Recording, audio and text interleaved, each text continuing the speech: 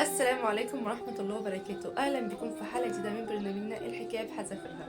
أولا نصلي بنا على الحبيب النبي سيدنا محمد عليه أفضل الصلاة والسلام.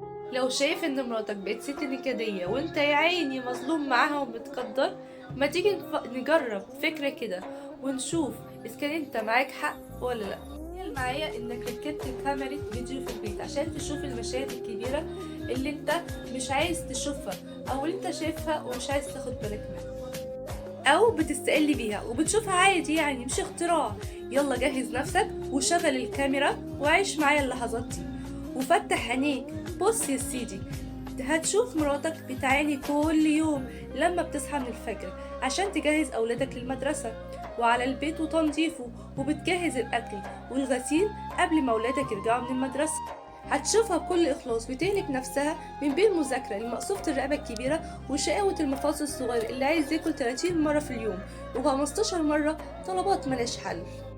حتى اللحظات اللي بتخطفها لتليفونها بتبقى بتستغل الوقت ده عشان تجهز أكل بكرة، ولا تخيط لك شراب مقطوع، ولا تركب لك زرار قميص.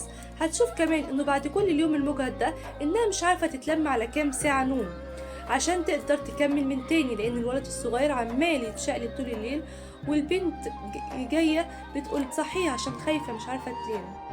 او حتى حد تعبان لازم تسهر جنبه من سكات طول الليل عشان انت تعرف تنام في هدوء. هتشوف في الفيديو ده نفسك في عز الدوامة اللي في البيت دي من غير رحمة ولا شفقة، بتشخط وتنطر ومش عاجبك اي حاجة. والاصعب على الست انه حتى مفيش كلمة حلوة هتلاقي الوردة اللي انت قطفتها يوم الجواز يوم ورا يوم بتدبل قدام شغل البيت وطلبات العيال، وتحاول تراضيك وتسعدك عشان كل اللي هي محتاجاه كلمة بس تراضيها، كلمة تقدير من حضرتك، بس انت بتستخسر او شايف انها اصلا ما تستحق. هي بتعمل كل ده لسنين من غير كسل ولا ملل، وهتفضل كده لحد ما تموت. او حتى حد تعبان لازم تسهر جنبه من سكات طول الليل عشان انت تعرف تنام في هدوء. هتشوف في الفيديو ده نفسك في عز الدوامة اللي في البيت دي من غير رحمة ولا شفقة، بتشخط وتنطر ومش عاجبك اي حاجة. ست لو مش موجودة مفيش حاجة في الدنيا تقدر تعوضها.